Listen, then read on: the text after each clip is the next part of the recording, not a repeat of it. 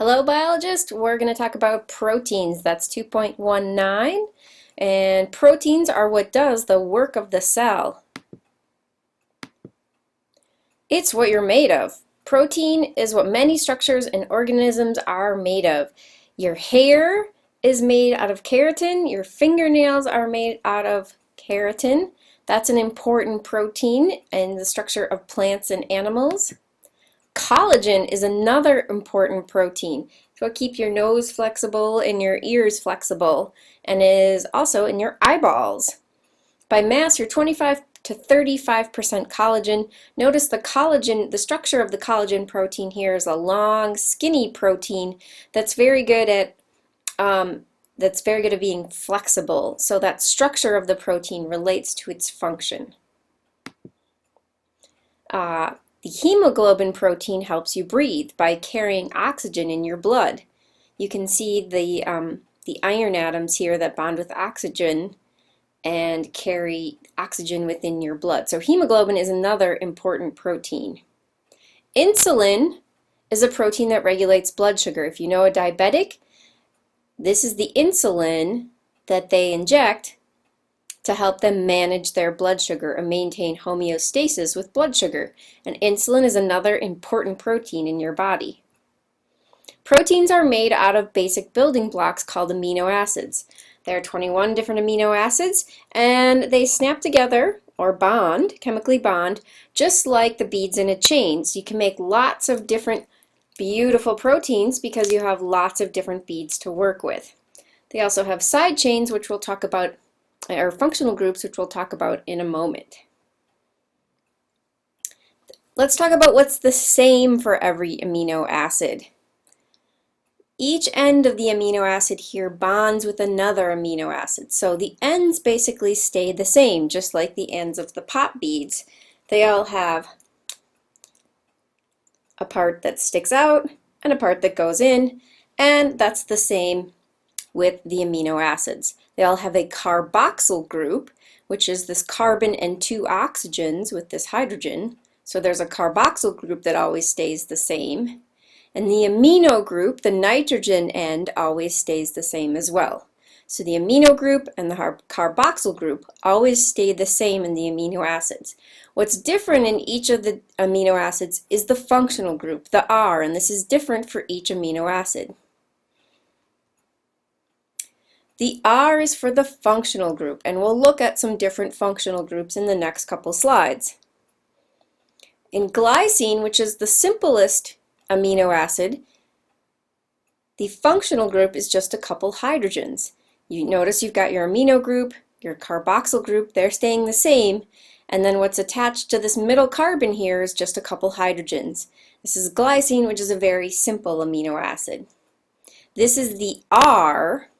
These two hydrogens are the R in this amino acid. The R changes in the next amino acid. Histidine has got a couple of carbons and then a couple of nitrogens in a ring here, and this is the R in histidine, this part right here. Notice the amino group and the carboxyl group are staying the same in this amino acid. Here is lysine. It's got a carboxyl group and an amino group like all the other amino acids, but the R, the functional group, this part is different. Here it's a carbon chain and a nitrogen group. So what always stays the same? Is it the functional group, the number of carbons, the name in amino acid, or the nitrogen and carboxyl groups? Now we know the functional group changes because we looked at different ones in 3 different amino acids. The number of carbons change because the functional group sometimes has carbon in it.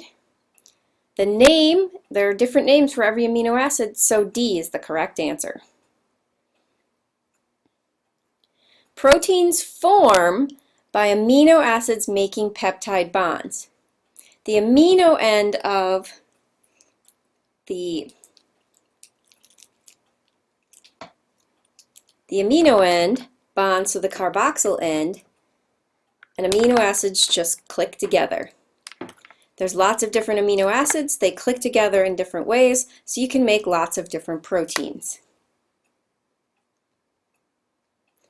Peptide bonds make polypeptides. When you've just got a few amino acids together and it's not a very big protein, this is a polypeptide. It's a few amino acids bonded together. It's basically a small protein. Poly means many. So like a polyhedron has many sides, or a polygon has many sides, a polypeptide is just many peptide bonds. Each bond between an amino acid is called a peptide bond. So a protein with many peptide bonds is a polypeptide. A special class of proteins are called enzymes. And enzymes are special because they help reactions happen. You're very lucky because you have 2,000 perfectly functional enzymes in your body. Your liver is an amazing place. It's got tons of enzymes in it, and they all work perfectly, and you never know about it until you get sick. Missing just one enzyme can lead to major health problems. Enzymes also help you out in the wash. They can help cellulose degrade or break down cellulose that makes your shirts and sheets a little too crunchy. And they also can help break down the proteins that stain your clothes. So enzymes work much the way a lock and key work. The enzyme has a particular shape, and we'll talk about how proteins get their shape in a moment. The enzyme has a very special shape. The compound it wants to act fits inside the enzyme, and it either works like a molecular scissors where it chops a molecule apart, or it can work like a glue gun and help two smaller molecules get together. Here's DNA polymerase. That's an important enzyme for replicating DNA, and it takes lots of different smaller molecules and basically sticks them together. And here's another version of the lock and key model. You'll have two different smaller compounds. They come in and they fit perfectly into the enzyme, and sometimes the enzyme will even change shape a bit. It sticks them together, they become a new compound. You can see the color change here, and then they leave as a new compound. So enzymes help two smaller chemicals come together, bond, and they leave as a larger compound. They're kind of like a biochemical hug. When you hug someone, you change your shape a little bit. You can help two people come together, like this person, who happens to be my dad, is helping two kids come together and make up after a fight. And my dad changed shape, but then after the hug, he was back to his normal shape. He didn't lose anything. He didn't, nothing fell off during the hug reaction. And he's good for another hug in, a couple minutes. So enzymes, you can recycle enzymes. They don't chemically change during a reaction. They'll change their shape, but they go back to their shape, just like when you hug someone. Your shape goes back to its normal shape after you hug. So enzymes are the same before and after the reaction. They don't bond or unbond like the substrate, the chemical that they're changing. Enzymes lower activation energy. Sometimes it's hard for two chemicals to find each other. They're just bouncing around like you and a friend at the state fair.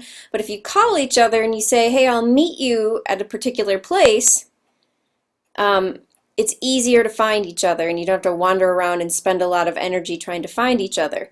And so that's what enzymes do. They lower the activation energy. They make it easier for compounds to find each other or get in the right shape where a reaction can happen. They decrease activation energy. Chemicals don't have to wander around. They don't have to try to twist into the right shape. The enzyme is a meeting place, and it holds them just right so things can happen. So it lowers activation energy or decreases activation energy. One of the enzymes you have in your saliva breaks down starch molecules. So if you chew on a cracker for about a minute, it'll start to taste sweet because the starch molecules in the cracker are being broken down back into sugar molecules. So it works like a molecular scissors. It's chopping up the starch molecules back into glucose, and you start to taste that glucose if you can hold the cracker in your mouth for about a minute. So here's the starch molecule. You can see it's glucose, glucose, glucose, glucose. And what the enzyme amylase does is it comes in and clips the long starch molecule back into glucose molecules.